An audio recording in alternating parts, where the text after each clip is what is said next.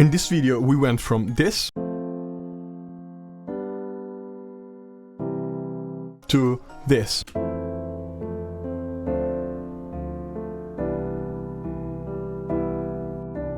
Stay tuned to see how you can do that. Mastering chords is the key to making music without losing inspiration or wasting time. With chord progression, you can write melodies, bass lines and drums without spending hours. When you make better chords, you simply make better music. I am Roko Sensei, and in this video I will show you my streamlined system that allows me to make chord progressions without even thinking. This process is made of 3 simple steps that I will explain in this video. Let's get right into it with step number 1. Pick your scale and your progression. How do we pick a scale? We simply have to choose between major and minor. In reality, there are more scales and modes, but they are all based on the major and minor scale. For example, the harmonic minor scale. As you can see, it is just a minor scale with one note that is different. The major scale tends to be bright, epic or happy, whereas the minor scale is more understated, dark and sad. Of course, these are generalizations. In this case, I will go with a major scale, to be more precise with a C major scale that is represented by only white notes. Little note, if you're using FL Studio, you can press this icon and access the stamp tool. And then by going into melodic scales, you will find all the scales that you can use. In this case, I just pressed the major scale. Please note that the C major scale and the A minor scale use the exact same notes. This is what we call a relative minor, or if we go from A minor to C major, that would be a relative major. Now it's time to choose our progression. On screen you can see a list of chord progressions that we can use in our scale. The Roman numeration represents the so-called scales degree. I'll get into that in a second. As you can see, some chords are written in small letters, while others in capital letters. Small numbers represent a minor chord and big numbers represent a major chord. The scale degree is simply where the chord is in the scale. Let me demonstrate with a 4-5-1. In this example, I'm using a piano phone contact. So we're going to count, starting from the root note. 1, 2, 3, 4, 5, and 1. Now that we have the root note for the chord, we are simply going to skip every other note of the scale to build a chord. After F, we have G, so by skipping G and going to A, we create a so-called major interval. We are not going to use any minor interval in this progression, but just to explain how that would work, you would just need to flatten this A. Flatten means just bring it one semitone down, like this. You can see the difference between the root note and the second note are what determines if a chord is minor or major. Okay, now we are going to add the third note of the chord just by skipping the B in this case, like this. And we are going to do the same for G and C. Let's give it a listen.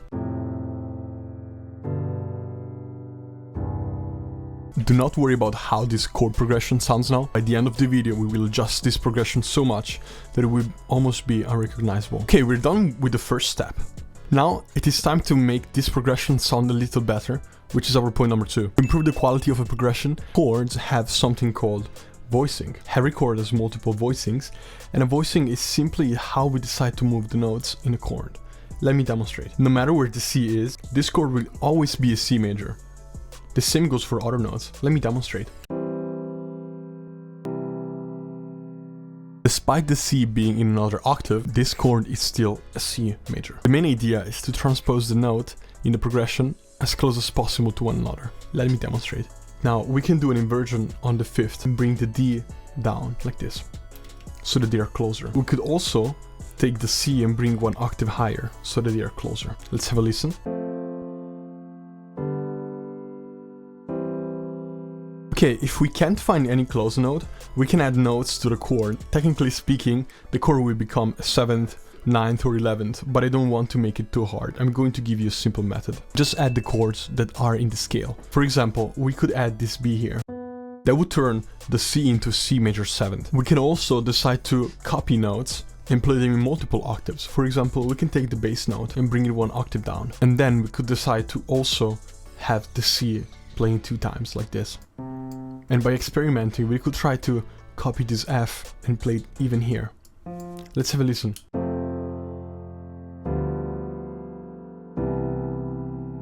Awesome, if you enjoy the content and you want new videos that will help you improve your music, leave a like and subscribe. I would also appreciate if you could leave a comment with feedback about this video, because this is a new format that I'm trying to do, and I would like to have your feedback to know if you like this type of video, and if you do, I'm willing to do more. Now back to the video. Perfect, now we have a progression that doesn't sound too strange, but it still doesn't sound very good. We could use it in the context of a song, but it still sounds very basic. To make it sound a little bit better, we are simply going to add some melodies to the progression, some very small melodies, and we're also going to copy a couple of notes. To showcase how we can improve this progression, I just built it again, and as my first step, I will delete the so-called root note. So in this case F, in this case D, and in this case C. And then build from here. You can see, we just skip one note, then we get E.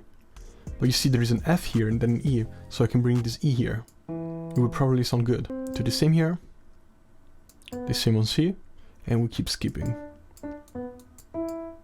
We can put an E on top, and then we can put a D, because we know that we are going to use a D in this next chord. That would make a nice transition. Remember, voice leading. And now here I can decide to skip one, skip another one, and then make a micro melody. Let's have a listen.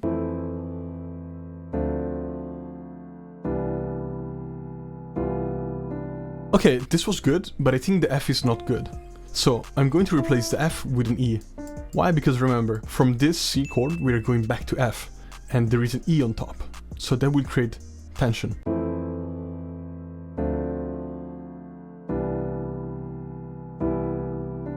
We can keep doing that. We can create other small melodies to improve the progression. For example, I am going to cut the bass here to create a little melody with it. Then in FL Studio we can press Alt and R to create a randomizer tool and randomize the velocity. We can play this E and this C. Then we can play this F and this A. And the same thing with E and G. Let's have a listen.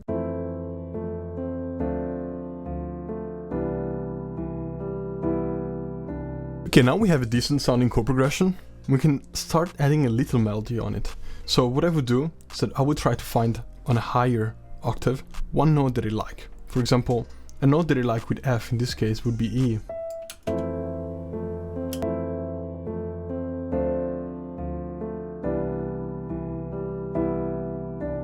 As you can see, we can also copy the top note of the chord and just play in another octave. And remember, in this video we went from this to this.